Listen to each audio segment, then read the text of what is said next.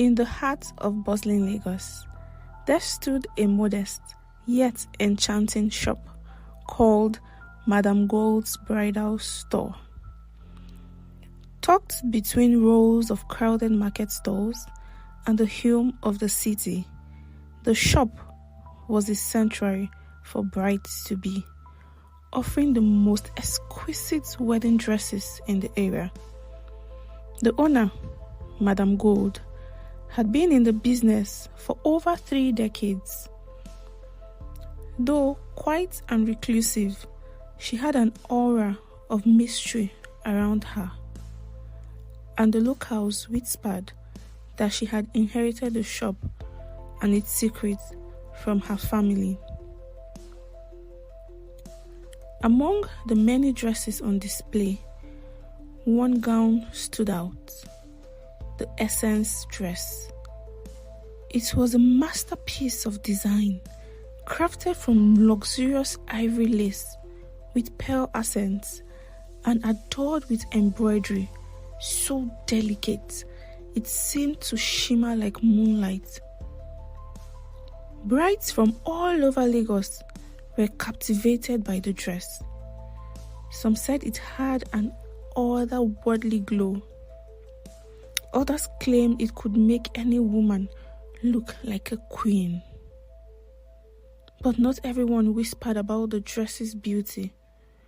Some spoke of darker things.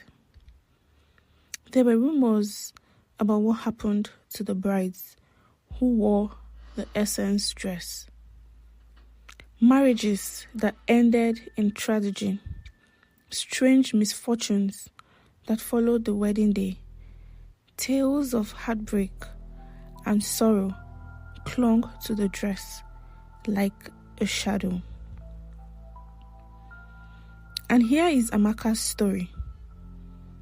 Amaka, a bright and ambitious Lagos girl, had always dreamed of the perfect wedding. When she met Chike, she knew she had found her soulmate. Chike was everything she had hoped for. Kind, loving, and devoted to her.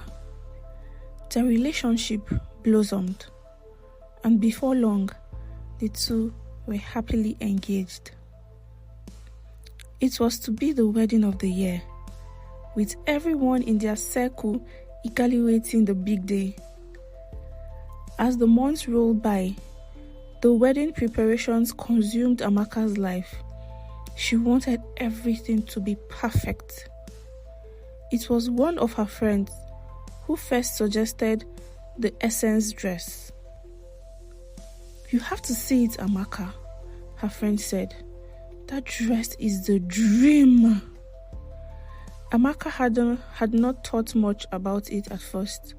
She wasn't superstitious, and she certainly didn't believe in the stories. But as the days grew closer, she still hadn't found the perfect gown. She found herself drawn to Madam Gold's bridal store. The moment she laid eyes on the Essence dress, she understood. The dress seemed to beckon her. Its lace shimmering under the shop's light. It was more than beautiful. It was breathtaking. Madam Gold, sitting quietly behind her counter, watched Amaka with a strange intensity. "It chooses its bride," Madam Gold said softly as Amaka handed the gown to her. Amaka laughed off the comment, eager to try on the dress. When she slipped it over her body, she felt an odd chill crawl up her spine. It fit perfectly, hugging her figure as though it had been tailored for her. The mirror reflected a stunning bride-to-be. Yet, Amaka couldn't take the strange feeling that something was off. While her friends marveled at the sight, declaring that she looked like royalty. Amaka smiled, admiring herself, but deep down, a sense of unease tugged at her. As days passed by, strange things began to happen. At first, they were small. Chike, normally so affectionate, seemed distant. He'd sit beside her, but wouldn't really be there. His eyes would gaze over, and when she asked what was wrong, he'd snap back to reality with a confused smile. It was subtle at first, but over time, his behavior grew more and more unsettling.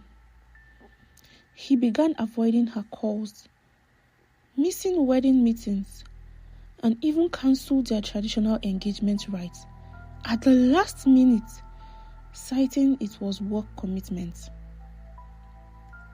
Amaka tried to ignore the signs, but soon odd occurrences escalated. One evening, as she was admiring the dress in her bedroom, she noticed something strange in the mirror, behind her reflection, just over her shoulder. She saw the faint image of a woman in white, a bride, with a veil covering her face.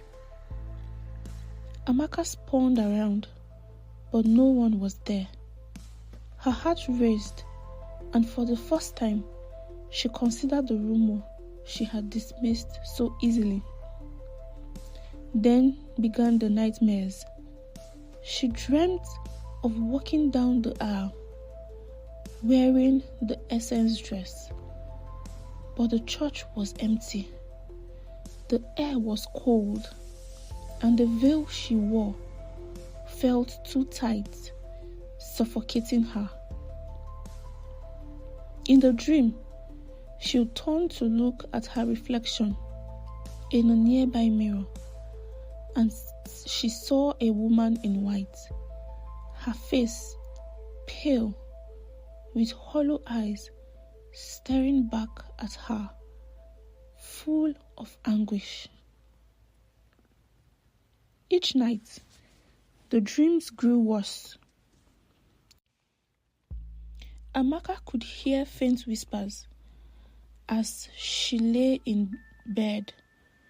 The whispers grew louder and louder, but she couldn't make sense out of any of these whispers, and this also made her skin crawl.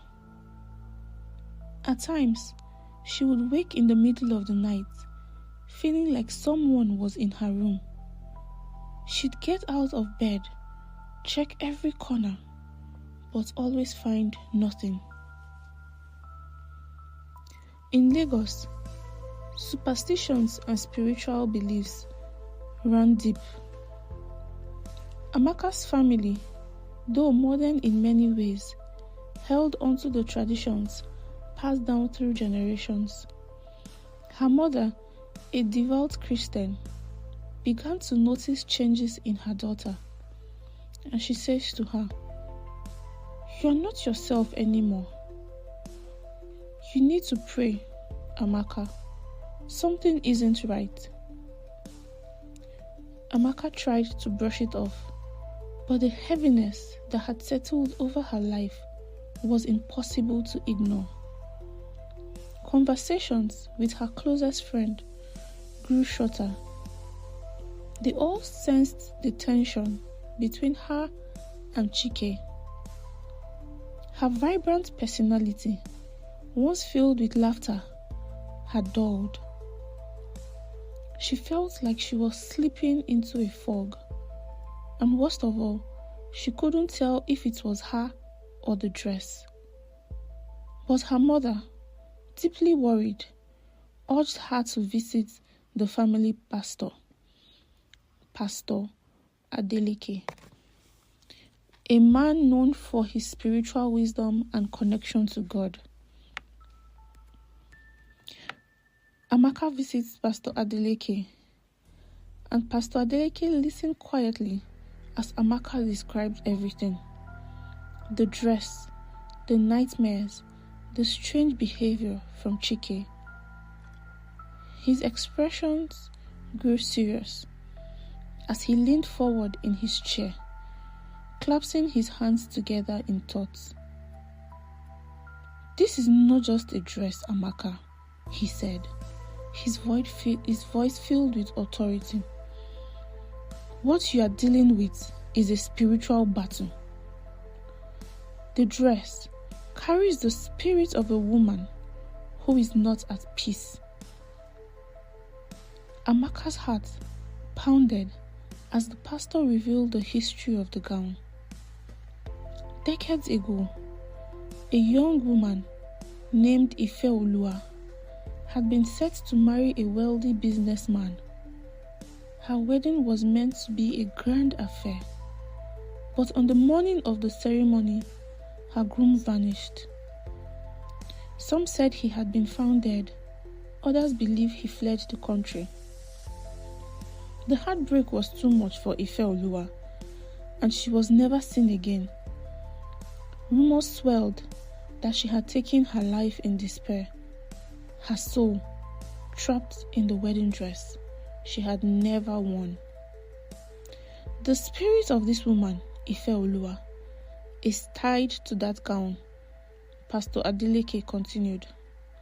Her pain and the sorrow have bound to this world, and every bride who wears this dress relieves her torment.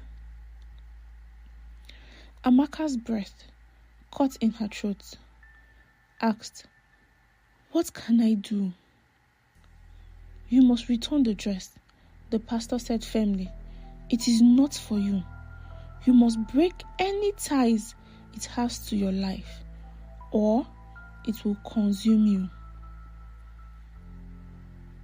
Amaka left the pastor's office, feeling the weight of his words pressing down on her. The signs had always been there, all along, but now, with the knowledge of the dress's cost, everything made sense. She knew what she had to do. The next day, she returned to Madame Gold's bridal store with the dress in hand. Madame Gold watched her silently, her expression unreadable. "I cannot wear this," Amaka said firmly, her voice trembling with emotion. "There is something wrong with it." Madame Gold nodded, as though she had expected this. "Not everyone is strong enough to wear the essence dress," she said quietly. "But you made the right choice." Amaka left the shop, feeling as though a great weight had been lifted from her. But even as she walked away, she couldn't shake that feeling of someone watching her, lingering in the shadows. Chike, upon hearing that Amaka had returned the dress, seemed to snap out of his daze.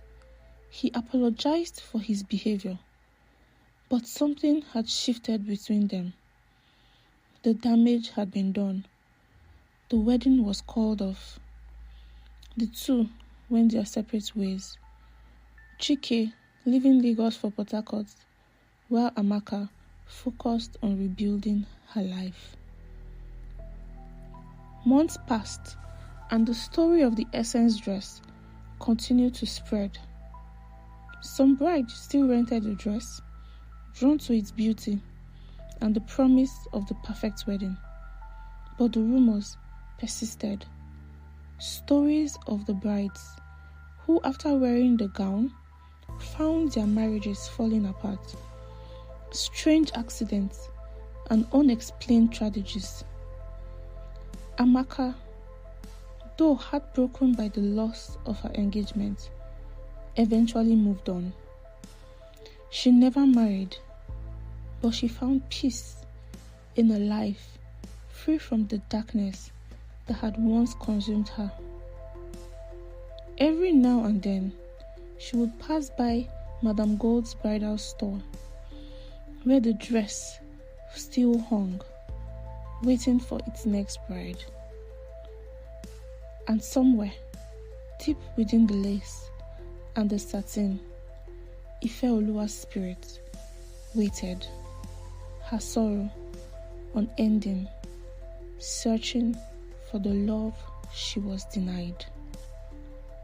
A tale of the Essence dress. Kindly subscribe, comment, like, and share to your family and friends. Also, do not forget to comment the lessons learned from this story. What do you think about the story and the lessons learned? Thank you for watching. Bye.